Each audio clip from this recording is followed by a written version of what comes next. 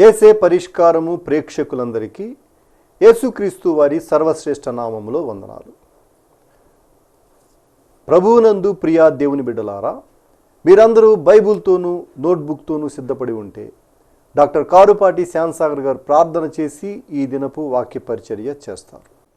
ప్రభువునందు ప్రియ దేవుని బిడ్డలారా, ఈ దినం ప్రత్యేక వర్తమానం నిమిత్తం ప్రార్థన చేసుకుందాం. ఈ దినపు ప్రత్యేక వర్తమానం అంశము big blast without a small bomb. Big blast without a small bomb. చిన్ని బాంబు కూడా లేకుండానే బ్రద్దలైపోయినవి గొప్ప విస్ఫోటనం. ప్రార్థన. మమ్మల్ని మిక్కిలిగా ప్రేమిస్తున్న మా ప్రియ పరలోకపు తండ్రి, మీకు వందనాలు, స్తోత్రాలు, కృతజ్ఞతలు నాయన. ఈ దినం వాక్యము ద్వారా మాతో మాట్లాడము. మీ మాటకున్న శక్తి మేము తెలుసుకొని మా జీవితాల్లో అట్టి శక్తి చేత జీవించే కృపనిమ్మని రక్షకుడైన యేసు ప్రభు నామములో వేడుతూ ఉన్నాము తండ్రి, ఆమెన్. ప్రభువునందు ప్రియా దేవుని పిల్లలారా, ఈ రాత్రికాలం మీ దృష్టికి ఒక ప్రాముఖ్యమైన విషయాన్ని తీసుకొస్తున్నాను బైబిల్లో నుండి. అదేమిటంటే, ఒక మహావిస్ఫోటనం.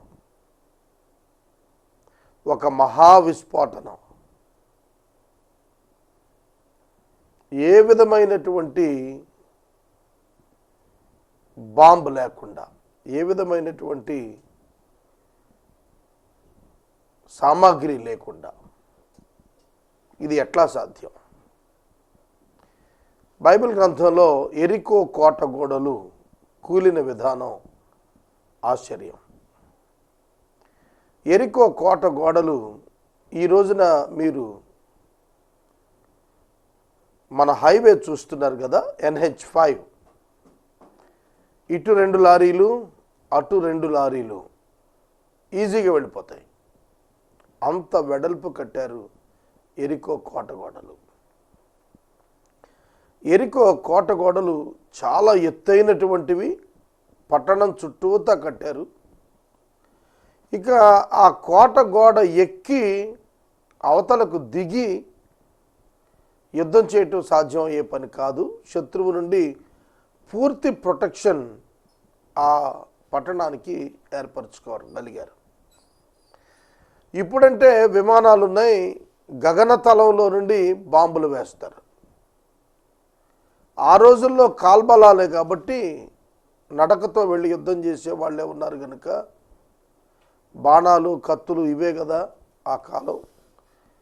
క్రీస్తు పూర్వం 1300-1200 సంవత్సరాల మధ్య చరిత్ర నేను చెబుతాను. ఒక వాస్తవ గాథ. ఎరుకో పట్టణ కోట గోడలు కూలిపోవటం. ఆశ్చర్యంగా కూలిపోయాయి. ఏ విధంగా కూలాయి అనేది నేను చెప్పే ముందు దానిలో సందేశం ఏమిటంటే, we must know the power of the word of God and the blessing to the obedience to the word of God. దేవుని వాక్యముకున్న అచంచల శక్తి, విధేయత వలన కలిగేటువంటి అద్భుతమైన బహుమానము, దీవెన. ఇది మీ మనసులో ఉండాల్సింది. దేవుని వాక్యానికి ఉన్న శక్తి అపారమైనది. దేవుని వాక్యము దేవుని శక్తితో కూడినది. నశించుచున్న వారికి వెర్రితనం దేవుని వాక్యం, కానీ రక్షించబడుతున్న వాళ్ళకి దేవుని శక్తి. రక్షించబడుతున్న మనకు దేవుని శక్తి. దేవుని శక్తి అన్నప్పుడు శక్తి అనే పదం గ్రీకు భాషలో డునిమిస్ అని వాడారు. ఈ డునిమిస్ అనేటువంటి గ్రీకు భాషలో వాడిన పదం ఆంగ్ల భాషలో డైనమైట్ అయింది. డైనమైట్ ఇంగ్లీష్లో, డునేమిస్ గ్రీకులో, తెలుగులో బాంబ్ అనుకుందాం, బాంబు వంటిది. కనుక బండలను బ్రద్దలు చేయడానికి వాడేది డైనమైట్. వాస్తవంగా బండలను బ్రద్దలు చేయడానికి వాడేది డైనమైట్. మీరు ఎప్పుడైనా కొండలను బద్దలు కొడుతున్న దృశ్యాలు చూసారా? డైనమైట్స్ పెడతారు, పెట్టి దూరంగా వెళ్ళి దాన్ని బ్లాస్ట్ చేస్తారు. అది బ్లాస్ట్ చేసినప్పుడు ఆ డైనమైట్ పవర్కి బండలు బద్దలవుతాయి, కొండ బండలు బద్దలవుతాయి. అది పవర్. మందు పాత్రలు అనే పదం ఎప్పుడైనా విన్నారా? అలిపిరి అనేటువంటి గ్రామంలో పెట్టిన మందు పాత్ర మన ముఖ్యమంత్రి గారు చంద్రబాబు నాయుడు గారిని చాలా ప్రమాదానికి గురి చేసింది. అనేక మంది పోలీస్ అధికారుల కొరకు నక్సలైట్స్ మందు పాత్రలు పెడతారు. సైనిక జవానులు ఎంతోమంది చనిపోయారు. ఆ మందు పాత్ర చాలా చిన్న మందు పాత్ర పెడతారు, చాలా తక్కువ వెయిట్. ఒక బకెట్, ఒక చిన్న బకెట్లో కనుక మందు పాత్ర పెట్టి, మందు పాత్రలో ఒక 20 అడుగులు భూమి లోపలికి పాతిపెట్టి దానిని పేలిస్తే ఒక 14 వీల్స్ ట్రక్ కూడా బ్రద్దలై ఆకాశంలో గాల్లోకి లేస్తుంది, 20 అడుగులు గొయ్యబడుతుంది. అర్థమవుతుందా? కనుక ఈ డైనమైట్స్తోని బ్రద్దలు చేస్తారు, బండలు బద్దలు చేస్తారు. అట్లా బ్రద్దలు కావాలి, ఏదైనా బద్దలు కావాలంటే, అంతేగాని సాధారణం కాదు. అయితే ఎరికో కోట గోడలు, విశాలమైన కోట గోడలు, 4 లారీలు ప్రక్క ప్రక్కన ప్రయాణం చేయగలిగిన వీలు కలిగినటువంటి కోట గోడలు, అంత వెడల్పైన కోట గోడలు కేవలము దేవుని ప్రజలు కేకలు వేస్తే, ఆర్భాటంతో కేకలు వేస్తే పడిపోయాయి. ఆర్భాటంతో కేకలు వేయటానికి ముందు ఏం జరిగిందనేది నేను చెబుతాను. ఈ ఇన్సిడెంట్ ఒక సందేశాన్ని జొప్పించటానికి జరిగింది తప్ప మరొకటి కాదు. మీ జీవితంలో, నా జీవితంలో, మనందరి జీవితాల్లో చాలా సమస్యలు ఉంటాయి. బ్రద్దలు కాని సమస్యలు, తొలగిపోని సమస్యలు, ఆటంకంగా నిలిచిన సమస్యలు, మన శక్తికి మించినటువంటి సమస్యలు. అట్లాంటి సమస్యలు దేవుని సన్నిధిలో మొరపెట్టి సమాధానం పొందినప్పుడు ముక్కలు ముక్కలు ఎగిరిపోతాయి. అది సందేశం. ఎరికో కోట గోడలు బ్రద్దలయ్యాయి అని ఏదో ఒక కథ చెప్పుకోవటానికి మనం ఇవాళ ఇక్కడ కూర్చోలేదు, వినటానికి ఇక్కడ కూర్చోలేదు. నీ సమస్యలు ఎంత బలమైనవైనా, ఎంత అభేద్యమైనవైనా, ఎంత పెద్దవి అయినా, there is a solution in the word of God and it is very simple. దేవుని వాక్యములో పరిష్కారమున్నది, అది చిన్ని పరిష్కారమే. దేవుడు గొప్ప గొప్ప కార్యాలు చాలా చిన్న చిన్న పరిష్కారాలతో చేశాడు. చెబుతాను 2-3 వినండి. 20 లక్షల మంది ప్రయాణం చేస్తున్నారు, 6 లక్షల కాల్బలం అందులో ఉన్నారు. మోషే ముందుండి నడిపిస్తున్నాడు, మోషే నడిపిస్తున్నాడు. ప్రజలకు దాహమైంది, వారు ఏడుస్తున్నారు, బాధపడుతున్నారు, కేకలేస్తున్నారు, అసహనం ప్రదర్శిస్తున్నారు. మోషే దగ్గరకు వచ్చి మొరపెట్టారు. మోషే ఏం చేద్దాం, బావి తవ్వుదామా, బోరు వేద్దామా, నీరు ఎక్కడికన్నా వెళ్ళి అడుక్కుని తెచ్చుకుందామా, ఏదైనా దగ్గర ఉన్న ఊర్లకు పోదామా అని ఆలోచన చేయలేదు. దేవుని దగ్గరికి వెళ్ళాడు, ప్రార్థించాడు. దేవుడు ఏం చెప్పాడు? నేను బండ మీద నిలబడతాను, నువ్వు బండను కొట్టు అన్నాడు. ఆ విధంగా మోషే చేశాడు. చాలా అద్భుతమైనటువంటి నీరు వెళ్ళి పట్టుకొచ్చింది. చాలా అద్భుతమైనటువంటి మధురమైన నీరు వెళ్ళి పట్టుకొచ్చింది. It's a small act but big solution. చిన్న పని ద్వారా పెద్ద పరిష్కారం సూచించాడు. ప్రజలు ఏడుస్తున్నారు, అరణ్య మార్గం, భోజనం ఎక్కడిది? ఆహారం తెచ్చుకున్నది అయిపోయింది. దినాలు ప్రయాణం చేసి ముందుకెళ్ళారు, వెనక్కి రావాలంటే భోజనం లేదు. ఆహారం లేకుండా ప్రయాణం ఎట్లా? ముందుకే వెళ్ళాలి దేవుని మాట చొప్పున, వెనక్కి వెళ్ళటానికి అవకాశం లేదు. తిండి లేదా చచ్చిపోతారు జనం. ఆకలి చావులు వచ్చేస్తుంది. మోషే ప్రార్థన చేశాడు. చిన్న ప్రార్థన, పెద్ద పరిష్కారం. ఎన్ని సంవత్సరాలు తెలుసా? 40 సంవత్సరాలు. 40 సంవత్సరాలు. ఆనాడు ప్రారంభమైనటువంటి మన్నా కురియుట యెహోషువ కాలంలో మొదటి పంట చేతికొచ్చిన మరినాటి వరకు ఆకాశం నుండి మన్నా పడుతూనే ఉంది. వారు ఎటు ట్రావెల్ చేస్తున్నారో అక్కడ వారి యొక్క గృహాల ముందు మన్నా వచ్చింది. కనుక go to God and find the solution. దేవుని యొద్దకు రండి, దేవునిని వెదకండి, దేవుని వాక్యం నేర్చుకోండి, అందులో పరిష్కారాలు ఉన్నాయి. ఇలా చెబితే చాలా పెద్ద ప్రసంగం. ఇక మనం టెక్స్ట్లోకి వద్దాం. Without bomb there is a biggest blast. ఎట్లా జరిగింది చెబుతాను. ఎరికో అనేటువంటి పట్టణం చాలా ప్రసిద్ధిగాంచిన పట్టణం. యేసుక్రీస్తు ప్రభు దినాలలో కూడా ఈ ఎరికో పట్టణ ప్రస్తావన వచ్చింది. ఈ పట్టణంలోనే యేసు ప్రభు ఉన్న కాలంలో జక్కయ్య ఉండేవాడని లూకాసు వార్త 19వ అధ్యాయం చెబుతాను. ఇప్పటికీ ఎరికో యొక్క ప్రశస్తత ఉన్నది. ఎరికోలో ఖర్జూరాల పంట అధికం. ఇది యెరూషలేముకి ఒక 15 కిలోమీటర్స్ దూరంలో ఉంటుంది. Very near to the city. కాబట్టి అక్కడ ఆ ప్రాంతం నుంచి ఈ ఖర్జూరాలు తీసుకువెళ్ళి అమ్మేవాళ్ళు. సో ప్రాఫిటబుల్ కమర్షియల్ క్రాప్ కలిగినటువంటి ప్రాంతం అది. ఈత చెట్లు, ఖర్జూరపు చెట్లు ఉన్న ప్రాంతం. కాబట్టి దానికి ఒక ప్రొటెక్షన్ ఏర్పాటు చేసుకున్నారు వాళ్ళు.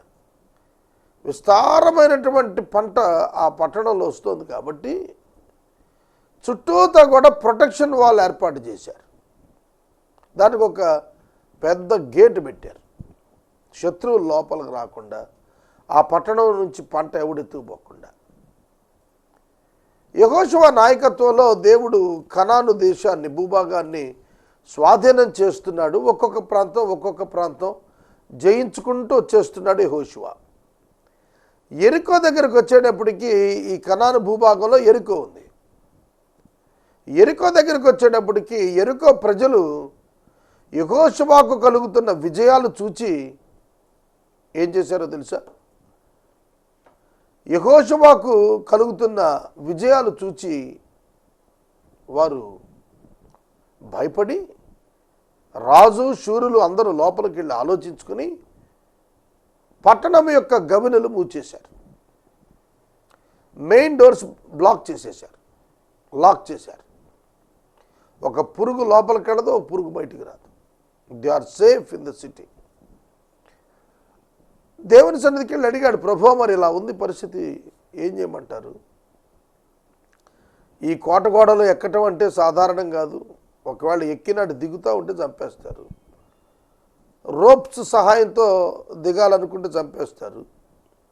ఎక్కుతూ ఉంటే వేడి నీళ్ళు పోయొచ్చు, రాళ్ళ పెట్టి కొట్టి చంపచ్చు. కాబట్టి ఇది మాకు సేఫ్టీ కాదు, మరి ఎట్లా చేయించాలి? అప్పుడు దేవుడు ఒక సొల్యూషన్ ప్రపోజ్ చేశారు. అదేమిటంటే మందసం పెట్టి మోయండి.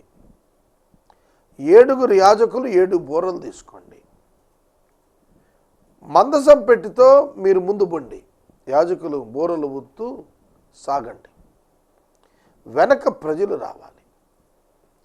ఎరికో కోట గోడల మీద ఎక్కిన తర్వాత మీరు మార్చింగ్ చేయండి, నడవండి, అంతే. కోట గోడల చుట్టూ నడవండి. హైదరాబాద్ చుట్టూతో ఔటర్ రింగ్ రోడ్ ఉన్నట్టుగా ఉందన్నమాట ఈ కోట గోడ. రోజుకొకసారి నడిచి ఆగిపోండి. అలా 6 రోజులు నడవండి. 7వ రోజున యాజకులు బూరలు ఊదుతూ ఉండగా 7 సార్లు నడవండి. నేను చెప్పే వరకు ఎవ్వరు మాట్లాడదు, సైలెంట్గా నడవండి, సైలెంట్గా నడవండి. 7వ రోజున 7వసారి నడిచిన తరువాత, అంటే 13 టైమ్స్ అయిపోయింది అప్పటికి. నడిచిన తర్వాత బిగ్గరగా కేకలేయండి, ఆర్భాటంగా కేకలేయండి. ఎరుకో కోటగోడలు బ్రద్దలైపోతాయి అన్నాడు. ప్రియమైన దేవుని బిడ్డలారా, ఎప్పుడైతే ఈ మాట విన్నాడు యెహోషువ విధేయత చూపటం ప్రారంభించాడు. ఒక అన్యూజువల్ ఆన్సర్, అసాధారణమైన ఒక జవాబు దేవుడు సొల్యూషన్గా చూపించినప్పుడు దే బిలీవ్డ్ దిస్, వాళ్ళు నమ్మారు. ఇక్కడ విశ్వాసం యొక్క శక్తి చాలా గొప్పది. నమ్ముట మన వల్ల కావాలి. లంచాలు తీసుకోవద్దు, దేవుడు సమృద్ధినిస్తాడు. How many of the people today believes this word of God? ఎవరు నమ్ముతారు ఇవాళ? ఎంతమంది విశ్వాసులు నమ్ముతున్నారు? ఏంటండి, లంచాలు తీసుకుంటే సమృద్ధిగా ఉంటాం, కానీ లంచం తీసుకోకుండా నీతికుంటే సమృద్ధి ఎట్లుంటుందంటారా? If you obey the commandment of God, you will see the blessing of God. నీవు దేవునికి లోబడి చూస్తే, నువ్వు నమ్మి విశ్వసించి లోబడి చూస్తే నీకే అర్థమవుతుంది. అసాధారణమైనటువంటి విషయాలు దేవుడు మన జీవితంలో సాధ్యం చేస్తాడు, దీనిలో సందేహం లేనే లేదు. ఇక వారు ప్రారంభించారు వారి యొక్క విధేయత. మొదటి దినాన యాజకులు బూరలు పట్టుకున్నారు, మందసం పెట్టెత్తుకున్నారు, బూరలు ఊతున్నారు. 7 బూరలు, 7 యాజకులు. 7 అనేది కంప్లీట్ నెంబర్. 7 అనేది కంప్లీట్ నెంబర్ కనుక సంపూర్ణతను సూచిస్తుంది. సంపూర్ణ యాజకత్వానికి ప్రతినిధులు 7, సంపూర్ణమైనటువంటి ఆరాధనకు ప్రతినిధిగా 7 బూరలు. అవి తీసుకుని వారు ఓదగా వారు నడుస్తూ వెళ్ళారు. 6 రోజులు 6 సార్లు, 7వ రోజు 7 సార్లు నడిచిన తర్వాత బిగ్గరగా ఆర్భాటంగా కేకలు వేశారు.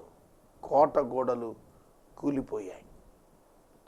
కోట గోడలు కూలిపోయాయి. యెహోషువ గ్రంథము 6వ అధ్యాయము 20వ వచనం.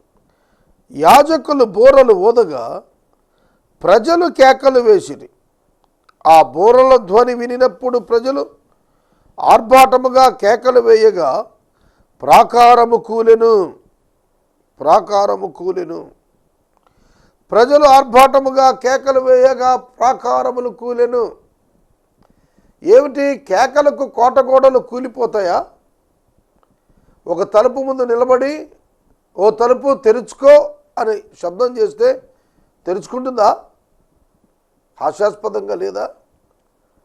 కేకలు వేస్తే కోటగోడలు కూలటం ఏమిటి? ఇక్కడ ఏమిటి? సైన్స్ ఏమైనా ఉందా? ఏమిటో తెలుసా? వాక్యానికి విధేయత అంతే. దేవుని యొక్క ప్రామిస్, దేవుని యొక్క సొల్యూషన్, దాన్ని అనుమానించాల్సిన పని లేదు. మనమైతే ఏం చేస్తుంటామంటే దేవుని యొక్క వాక్యాన్ని అనుమానిస్తాం. అనుమానించాల్సిన వాటిని అనుమానించాం. ఏదైతే అనుమానించకూడదో దాన్ని అనుమానిస్తాం. దేవుణ్ణి అనుమానించకూడదు, నమ్మాలి. కానీ మనం దేవుణ్ణి నమ్మం, అనుమానిస్తాం. పరిస్థితులను, వ్యక్తులను నమ్మకూడదు, అనుమానించాలి. కానీ మనం అనుమానించం, నమ్మేస్తుంటాం. ఎన్ని కబుర్లు చెబుతారు కదా కొందరు, సులువుగా నమ్మేస్తాం.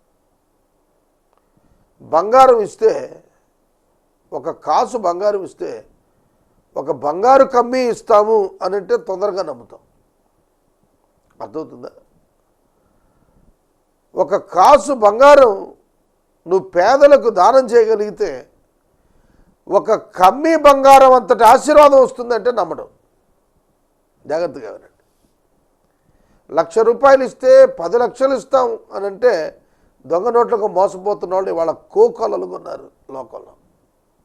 అదే ఒక పేదవాడికి ఒక 10 రూపాయలు సహాయం చేయి, దేవుడు దీవిస్తాడంటే హీ వోంట్ బిలీవ్ దట్, నమ్మడు. ఏం చేస్తామండి?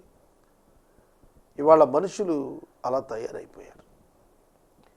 ఈ రాత్రి నేను మనం చేస్తున్నాను, దేవుని వాక్యానికి లోబడినటువంటి యెహోషువ బృందం యెరికో పట్టణ గోడలు కేవలము విధేయత విశ్వాసము కలిగిన వారై దేవుడు చెప్పినది చేసి కేకలు వేసి ప్రాకారాలు కూల్చబడగా లోపలికి వెళ్ళారు, అందరినీ చంపేశారు. యెరికో అనే మాటకు అర్థం ప్లేస్ ఆఫ్ ఫ్రాగ్రెన్స్, సువాసన భరితమైన పట్టణం. కానీ దానిలో ఉన్నటువంటి రాజు శూరులు తలుపులు మూసుకుని లోపలుండిపోయారు. అలాగుననే మన హృదయం అనేటువంటి ఈ పట్టణం కఠినత్వం అనే తలుపుల చేత మూయబడింది. లోపల రాజు శూరులు ఉన్నట్టుగా యెరికోలో మన హృదయములు శరీర కార్యములు గూడుగట్టుకొని ఉండిపోయాయి. ప్రకృతి సంబంధమైన మనుషులుగా ఉండిపోతున్నాము. ఆత్మ సంబంధమైన మనుషులుగా ఉండలేని వారుగా, కేవలం ప్రకృతి సంబంధమైన వారుగా, ఆత్మ సంబంధమైన విషయములను వివేచింపలేని వారముగా ఉండిపోవటానికి కారణం యెరికో కోట గోడలు మూయబడినట్లు నీ హృదయము కోట గోడలు మూయబడ్డాయి. దాని యందు అపవాది రాజ్యమేలుతున్నాడు. అది బ్రద్దలు కొట్టబడి వాడు బయటికి పోవాలంటే you need to obey the word of God. దేవుని వాక్యానికి నువ్వు లోబడాలి. దేవుని వాక్యానికి నువ్వు లోబడాలి. కోట గోడలు బ్రద్దలు కొట్టిన వాడు దేవుడు. లోపలున్న శూరులను రాజులను చంపిన వారు తగలబెట్టేశారు పట్టణాన్ని. ఎవరు? దేవుని పిల్లలు కాల్చేశారు. పట్టణాన్ని కాల్చి పారేశారు, యెరికో పట్టణాన్ని. ఇందులో మంచి చెడు ఏమి చూడలేదు, ఇక అంతా తగలబెట్టేశారు. ఇది శపితమైనటువంటి పట్టణంగా మారింది. యెరికో పట్టణం శపితమైన పట్టణమైంది. యెరికో పట్టణం ఫలభరిత పట్టణం, కానీ అది దేవునికి లోబడకపోయిన కారణం చేత అది కాల్చివేయబడిన శపిత పట్టణంగా మార్చబడింది. నీ జీవితం ఎంతో ఫలభరితంగా దేవుడు ఏర్పాటు చేశాడు. నీవు దేవుని వాక్యమునకు చోటివ్వని ఎడల నీ జీవితం బుగ్గిమయమైపోతుంది. నీవు ఒక దినాన లెక్క చెప్పి అగ్నిగుండానికి పోవాలి. దేవునికి స్వాస్థ్యముగా నిన్ను అప్పగించుకోకపోతే, దేవుని ఆత్మ నివాస స్థలంగా నీ హృదయాన్ని ఆయనకు అప్పగించుకోకపోతే, నీ హృదయంలో ఉన్నటువంటి పాపపంకిలమైన దానిని దహించి తీసివేయకపోతే, ఒక దినాన నీవు తీర్పు తీర్చబడిన వాడవై అగ్నిగుండానికి మార్చబడతావు. ఒక 5-10 నిమిషాలు ఈ వేసవి కాలంలో బయటికి వెళ్ళి నిలబడితేనే నిలబడలేకపోతున్నామే. నిత్యత్వం అగ్నిగుండంలో గడపటం ఎంత ప్రమాదం! నిత్యత్వం అగ్నిగుండంలో గడపటం ఎంత ప్రమాదం!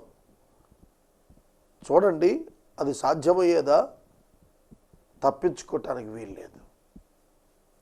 నీ పదవి నిన్ను కాపాడలేదు, నీకున్నటువంటి పలుకుబడి నిన్ను కాపాడలేదు.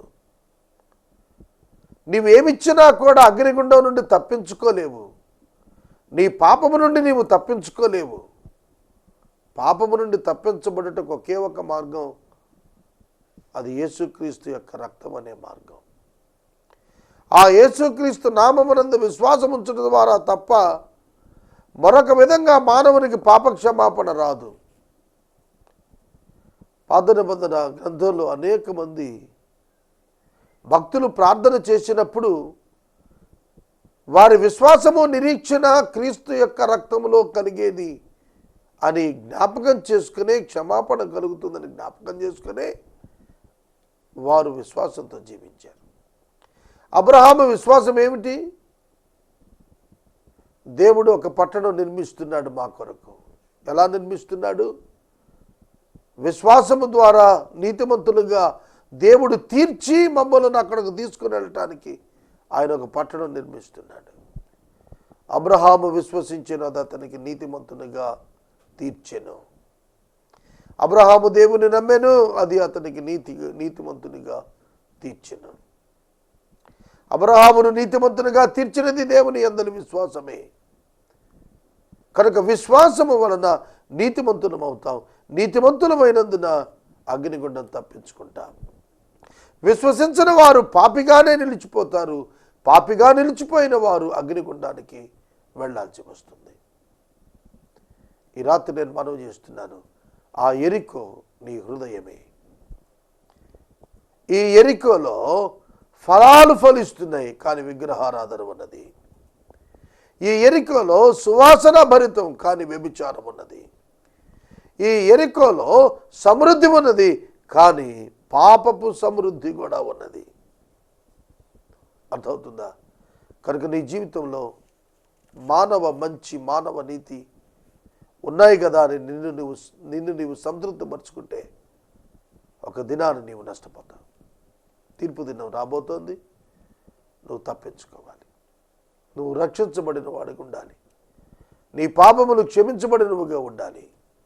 అప్పుడు నీ జీవితంలో ఉన్న ప్రతి అభేద్యమైన సమస్యను దేవుని వాక్యపు శక్తి చేత, విశ్వాసము చేత, ప్రార్థనా జీవితం చేత ముక్కలు చేయగలుగుతాం. This is the challenge tonight. ఈ రాత్రి ఇదే సవాలు నేను మీ ముందు చూస్తున్నాను. Trust in Jesus Christ. యేసునందు విశ్వాసం ఉంచము. ప్రార్థన చేసుకుందాం. రేపటి వాక్య ధ్యానములో దేవుని యొక్క వాక్యము నుండి మాతో పెట్టుకోకు అనే అంశం, మాతో పెట్టుకోకు అనే అంశం మనం మాట్లాడుకుందాం. ఈ వాక్య ధ్యానాలు మీకు ఆసక్తికరంగా ఉంటే ఒక ఉత్తరం ద్వారా తెలియపరచండి. ప్రార్థించుకుందాం. మనమందరము డాక్టర్ కారుపాటి శ్యాన్సాగర్ గారి ద్వారా ఇప్పటి వరకు ప్రత్యేక వర్తమానాలు విన్నాము. ఈ కార్యక్రమం ద్వారా మీరు పొందుకొనుచున్న ఆత్మీయ మేలులు ఒక ఉత్తరం ద్వారా మాకు తెలియచేయండి. మీ ప్రార్థనా మనవులు మాకు తెలియచేస్తే ఏసే పరిష్కారం కార్యాలయంలో ఏర్పాటు చేసిన ప్రత్యేక ప్రార్థనా శిబిరంలో మీ కొరకు ప్రార్థిస్తాం. ముగింపు ప్రార్థన ఆశీర్వాదాలతో ఈ కార్యక్రమాన్ని ముగించుకుందాం. ప్రార్థన చేసుకుందాం. మమ్మల్ని మిక్కిలిగా ప్రేమిస్తున్న మా తండ్రి, మీకు వందనాలు. ఈ రాత్రి వాక్యం విన్న బిడ్డలను దీవించమని ప్రార్థిస్తున్నాము. Big blast without any bomb, ఏ విధమైనటువంటి బాంబ్స్ లేకుండా ఒక విస్తారమైన విస్ఫోటనం అది నాన్న జరిగింది. యెరికో కోట గోడలు కూలిపోయాయి. మీ వాక్యానికి లోబడితే మా జీవితాల్లో నిలిచి సవాలుగా ఉన్న అనేక తీరని సమస్యలు బ్రద్దలైపోతాయి. ఇది నమ్మటానికి మా అందరికీ శక్తినివ్వండి. యేసునామమున అడుగుచున్నాము తండ్రి, ఆమెన్. తండ్రి అయిన దేవుని ప్రేమ, కుమారుడి యేసయ్య కృప, పరిశుద్ధాత్మని యొక్క అన్యోన్య సహవాసం సదాకాలం మనకెల్లరకు తోడై ఉండును గాక. ఆమెన్.